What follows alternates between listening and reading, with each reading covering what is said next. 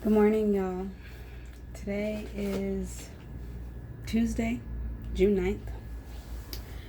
I know I've been in and out away for a while.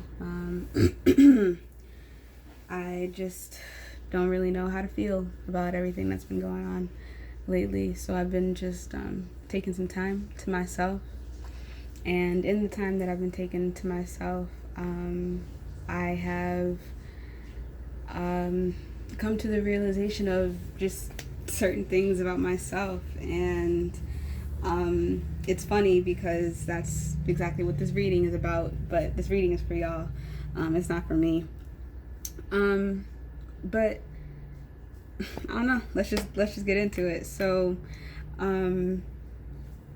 what I want to say about this work being a spiritual worker, being a spiritual healer, a root worker, a conjurer, just in this spiritual work, it's not easy.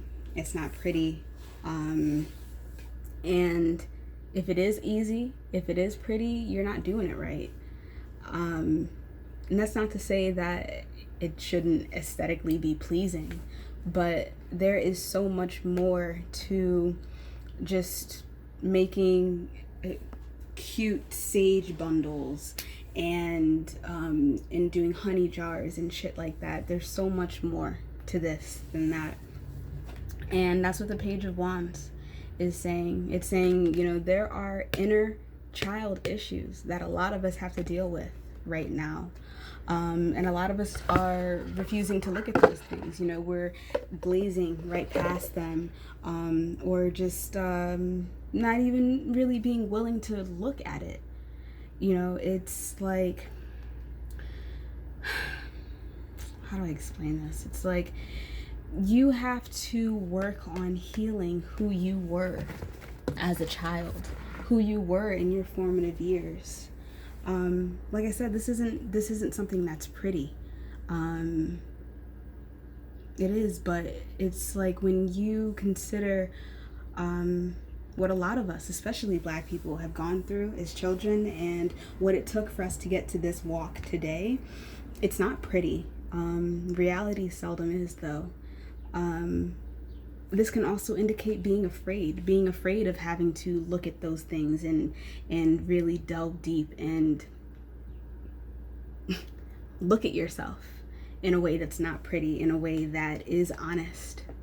And that's the next card, the Seven of Cups reversed. It's talking about being honest about yourself, about the situation that you're in, having clarity, being sober. Because when this card is in the upright position, there are a lot of cups here. This is the card of shiny things. So it's like when it's reversed, you are literally giving yourself a reality check. You are really looking at what's really on the inside of these cups, what's really on the inside of you.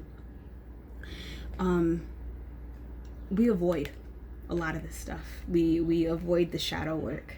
And that's exactly what this is. Shadow work is looking back and saying, why do I act like this? Why do I why do I love this way? Why do I seek out these kinds of interactions? And it's all because of, how we grew up. It's all of the different ways that we've been traumatized. And, sometimes the things that are traumatizing to you may not be traumatizing to me, but that's not what shadow work is. Shadow work is working on your personal issues. So it's like, I think of with the Seven of Cups reversed, especially as it pertains to shadow work, it's like you can all right, here's a good example. So it's like, as pretty as all of these things are, it reminds me of like a kid leaving gym class and spraying themselves in Axe body wash or Bath and Body Works, trying to get rid of the funk that's really hiding underneath there. Like, if you aren't taking your spiritual baths, if you aren't doing your shadow work, if you aren't questioning yourself, you are not doing anything to help yourself. The Queen of Pentacles. The Queen of Pentacles is an earth sign. And when I think of earth, I think of nature, I think of spiritual baths, I think of herbs, all of those things. And I also think about the fact that the Queen of Pentacles is a healer. She is a witch, literally. And whether you are in this work on your love and light shit, or you are in this work specifically to work on your left side, you are a healer to some degree, whether you're healing yourself or others. And you can't do that if you're broken. You can't heal yourself if you're broken. You can't heal others if you're broken. And that, I mean, that's the biggest message. It's like there are a lot of personal things that we need to look at and really acknowledge. Even with these cards, Mercurial and Harmony, today can't be like tomorrow. What are we avoiding when it comes to this shadow work? What are you not looking at? Why are you not looking at it? For me, I'll be honest, I don't like looking at the shit from my past. I'm a Sagittarius rising.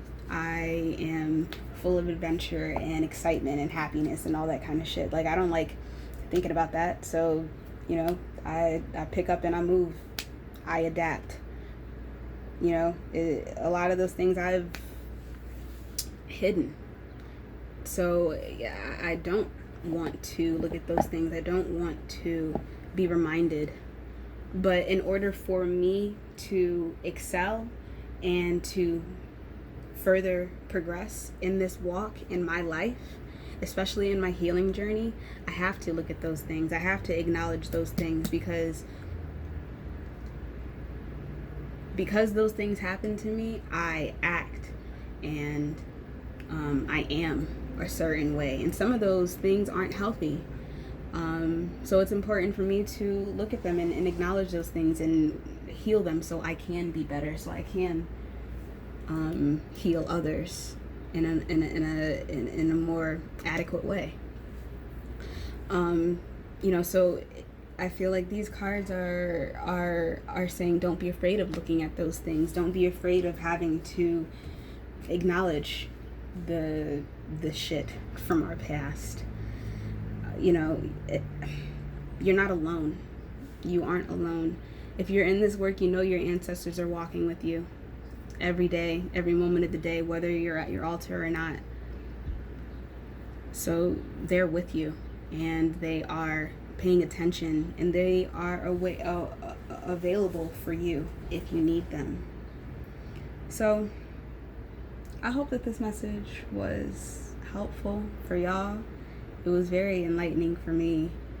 And the reading wasn't even for me.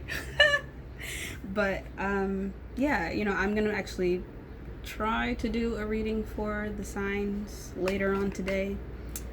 If not, I'll get to it eventually. Have a good day.